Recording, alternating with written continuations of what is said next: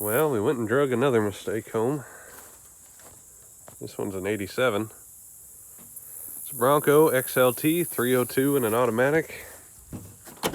Boy, does it have a sweet interior. I'm telling you, this thing's slick. Pretty complete. Here, so we can tell it's got 136,000 miles on it. Originally from Kansas. It's been off the road since 2005 out of Missouri. No spare. It's got evidence of bad fuel pump, and that's backed up by the fact that nothing happens when you turn the key on. It'll run on starting fluid, but that's about it. It's pretty complete. And we know it runs off starting fluid. And the previous owner said it would move. So, first thing we should do is get this thing cleaned up. So, I think we should pressure wash it.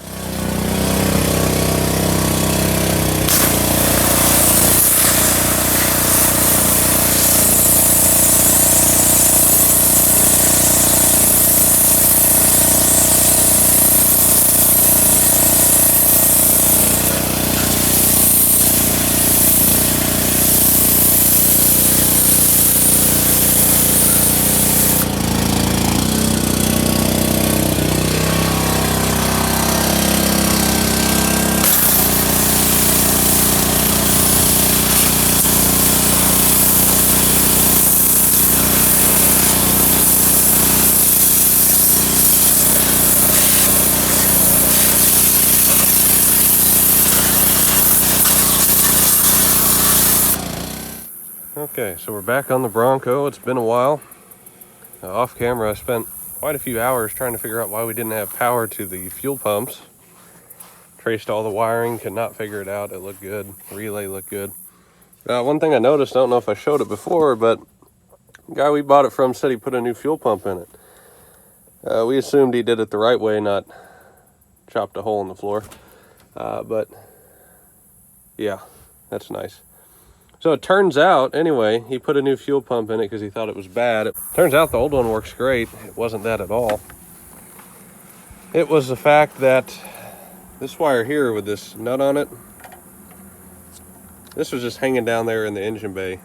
It turns out it needed a ground, so it was misleading because they spliced a red wire in. But this needed grounded. Now our fuel pump has power when we turn the key on. A relay clicks on, fuel pumps come on for a second and shut off, and now our injectors are actually firing. So I don't know exactly where that goes, but it's important. Because even hot wiring the fuel pumps, putting battery power, you see I had that hooked up to the terminals, it would not fire without starting fluid, even though we had fuel pressure. So I figured injectors are not firing. And I guess I was right, because as soon as I hooked that up, and our fuel pump started working how it should, now it's starting to hit off of 1 or 2 cylinders. But it's barely running off 1 or 2, and it's backfiring. I pulled the cap off, and it was pretty corroded in there, so I scraped it. And then, I don't know if you can see, a bunch of shit on the end of the rotor. So we'll clean that off too. And it's not going to run great if I can get it to run, or stay running at all, because mice chewed through the injector wires. This first injector up front isn't even hooked up anymore. The wires are completely chewed through, so I don't know how many of the rest are like that. But it almost idled. So I figure if I can get this cleaned up, maybe that'll be enough to get it going. This battery went from great to won't hold a charge in about an hour, which kind of knew. It's pretty shitty when we got it, but anyway, that's not important. I'm gonna clean this up, put this back together, and we'll try to start it again. Well, it runs now, and I figured it out. It was firing, and it was backfiring through the exhaust and the intake like something wasn't right. So I checked the firing order, and I looked it up, and it didn't match. They had it set up for the older firing order, I believe. So this is the EFI 50. It's late 80s, somewhere I believe in the mid 80s. I don't know, 1980, something like that. They changed it. The firing order's over. So that's what they had. They had the wrong firing order set up here. I just hit the key and it fired right up and idled. I hurried and shut it off to grab my phone. I actually didn't think it would work. It didn't look like anybody had messed with the plug wires, but I'll go ahead and let you hear for yourself.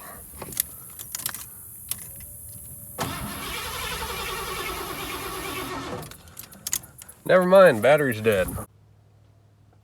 See if we can get her up to the house. Reverse.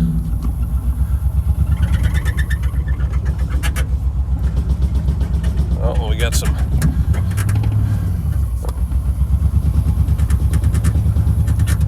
Yeah, there we go.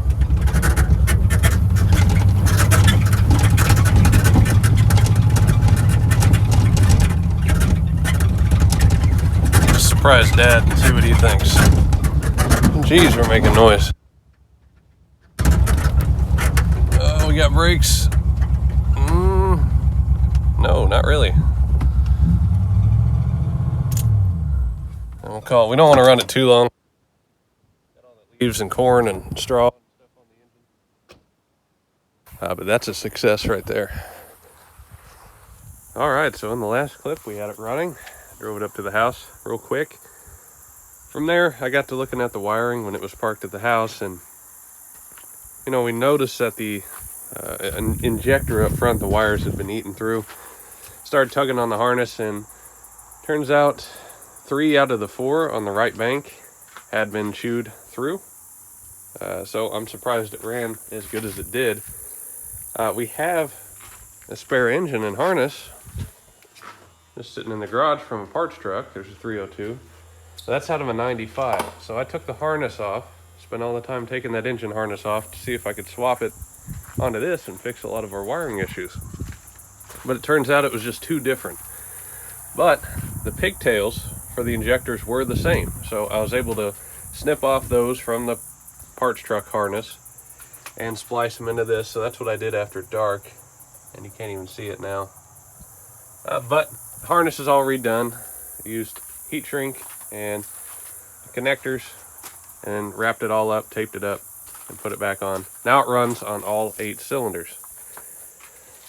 Drove it up here and it was running on all 8, but it wasn't running very good. And it was idling at 2,000 RPMs. And I was like, man, we must have a huge vacuum leak. Well, no, it turns out that they bent this tab. I've already straightened it. You see how that faces, you know, makes a 90 degree? That was about at a 45, so they bent it down so it would hold the throttle open off of the stop there. So that was dumb. I bent it back. Now it idles where it should. But again, slow throttle response and all that. It smelled terrible out the exhaust. I thought when they put a new fuel pump in this thing that they would have put fresh gas, but no. I pulled the sender back out and looked down in there and it looks like mud. So this thing was running off of old gas. And that's not good on the injectors or the new fuel pump or anything. I'm gonna have to check the sock on the pickup and see if it's not clogged already or getting there. So we gotta drain all the fuel out of the tank, put fresh in, and then see how it runs. But today, it's been storming. I decided today would be a good time to clean this thing up a little bit. If it's gonna run like crap, it might as well look a little bit less shitty, make me feel better. So that's what we're gonna do. First thing today, this mirror is broken, and out of everything, that's gonna be the priority. So we have a spare sitting right here from a parts truck. So we're gonna just hurry up and swap that out. Then I think we're gonna hand wash it because pressure washing did not get all the mold and all that stuff that grows on it off of there. So let's see what happens. All right, made quick work of that. Got a nice mirror installed. I was rooting through the spare parts we had. And we had an extra air box laying around. This thing was missing the air filter. And once you know it, I think that'll do.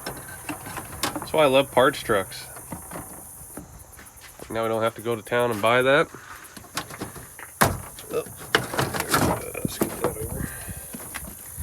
And it was missing the screws, but luckily, again, parts truck for the win. So let's get the airbox together. All right, it's a new day. Got the Bronco pulled up here. I think it's time to tackle the interior. So, interior is actually in pretty good shape. Seat's not torn. The headliner's a little ripped up, but not too bad. But it has a lot of potential. This thing's super dirty. We got snake skin all over the place. There's a big chunk over there. A lot of miscellaneous stuff. Some homemade floor mats. We're gonna rip all that out and see exactly what we got.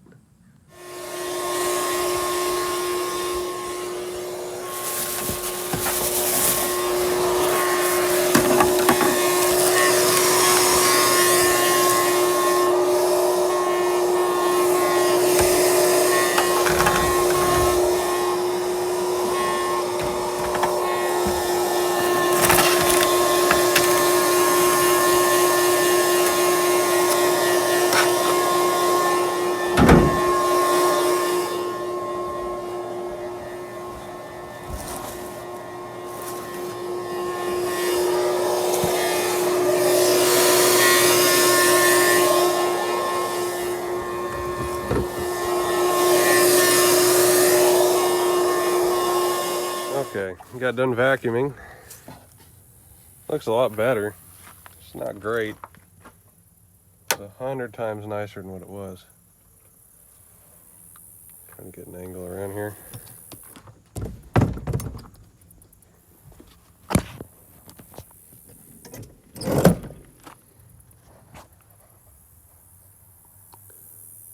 It's a lot better, but we got a lot of mold on things, so I'm gonna go at it with this cleaner, see what comes off. All right, now on to the back. So the back of this thing is pretty bad. Yeah, you sit here. Basically, it's hard to see on camera, but the top is the only thing holding the back together.